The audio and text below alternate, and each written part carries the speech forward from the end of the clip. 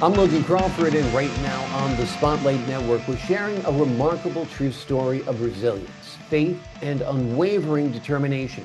The name of the book, Call Me Jobulene, a story of courage and determination. It's written by a terrific author. Her name is Vera Simpson Gaines. In the book, she recounts a lifetime of hardship marked by loss, estrangement, and illness, but never defeated. Her powerful journey proves that with faith in God, we can weather any storm and emerge stronger on the other side.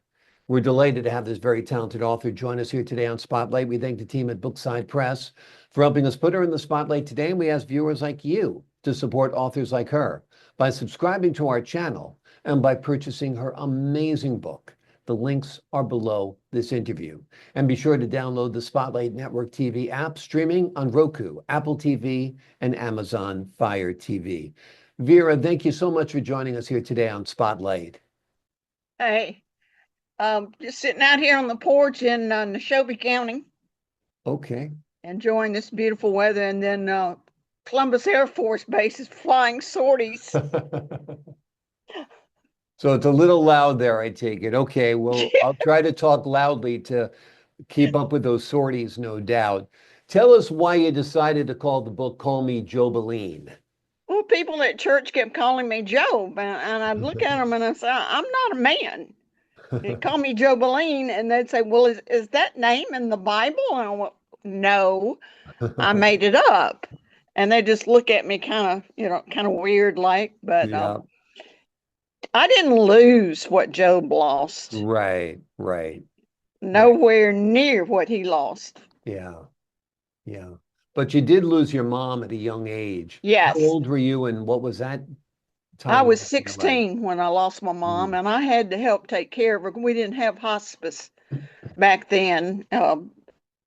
Family always took care of family, and I mhm, had to learn at 14 how to give her morphine shots. She mm, didn't want to die in the hospital. She wanted to die at home, and so we did the best we could to take care of her. And I spent a lot of nights up at 2 o'clock in the morning, giving her shots, and I had to go to school the next day, and I was mm. playing basketball at the same time. It was tough. Yeah. That's a horrible age to lose your mom. I mean, because you're an adult, kind of, but you're still a child. You're aware of everything. You know the implications that you'll never see her again. It's a tragic, tragic time and a tragedy, no doubt. How did that experience shape your approach to life and your approach to faith? Well, I felt abandoned, Mm, and of course, God always tells us He never abandons us. But I was having trouble, accepting all those hardships.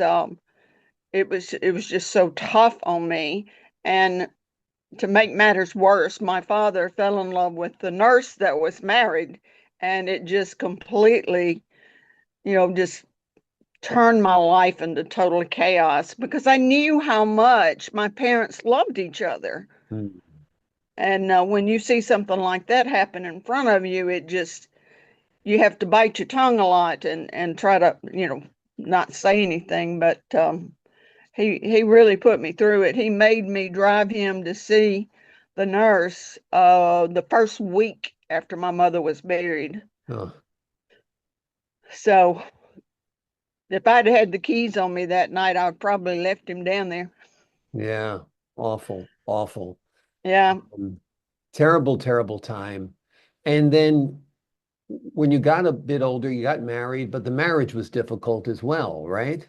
right. Very difficult.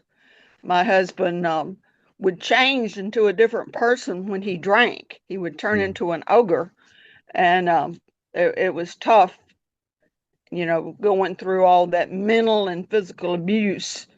yeah, And it just takes you down to the very bottom of life. It's just like I didn't sign up for this, yeah, exactly. and something's got to change, and he wasn't willing to change. But Right. we were married almost 54 years, 2 months shy Wow. of 54 years.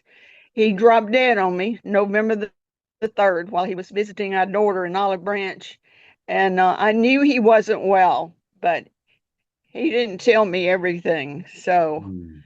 I know he knew he was dying Yeah. because I was collecting clothes for the homeless, and he had yet to give me any of his clothes. But when I came back from Olive Branch, there were 20 pairs of jeans laying on his bed that I didn't even know he owned. Wow.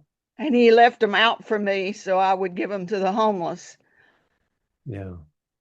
And he had already started collecting receipts for the income tax.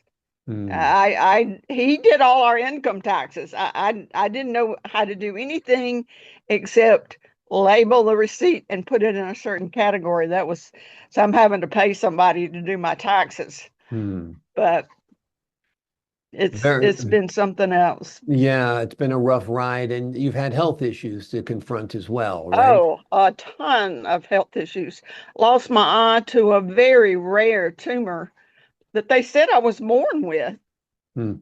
And then right before Gary's open heart surgery, COVID had made a hole in his heart valve. Like 2 days before his heart surgery, I found out I have multiple tumors up and down my spine. Mm. And I had a little bit of knowledge about meningiomas because when I would be in the office in Memphis, I heard one guy say he had 100 and another lady, she had 40. Well, they won't tell me how many I have. Mm. So I was like, okay, don't tell me. Maybe Yeah. it's best I don't know. Unbelievable. So what has sustained you? You lost your mother at a young age. Your father was cruel to you with his actions at times. You had problems in your marriage, and health issues. How are you able to stay strong? How are you able to stay positive? How are you able to stay focused? Well, I had trouble with depression there for a while. I really wanted God to just throw me in the casket with my mother and just let me go with her because I knew it was going to be hard without her, and I didn't want to go through that. And I struggled with the depression and suicide thoughts, and but then I remembered God creates every person for a purpose. Mhm. And so I started looking at my purpose. My purpose, of course, is charity and winning lost souls to Christ. And I thought, well, if I commit suicide, I'm bailing out on my purpose Mhm. of why I was created in the first place. Yeah. So I've just made up my mind. I'm going to go forward with my purpose no matter what. Yeah. Well, we're And I glad you. never thought I'd be able to go through the loss of my husband without just totally breaking down. God has been with me every minute. Yeah. We had to turn the machine off when I got up there. They had done a brain scan and there was blood in the brain. Mm. And the doctor just looked at me and he said, I'm so sorry, but he's got so many problems. And I said, I know, we discussed that. And he told me he didn't want to be hooked up to anything. So Mm. that's not going to be a hard decision for me today because I know what he wants. Yeah. So I was glad that we had discussed that. Yeah.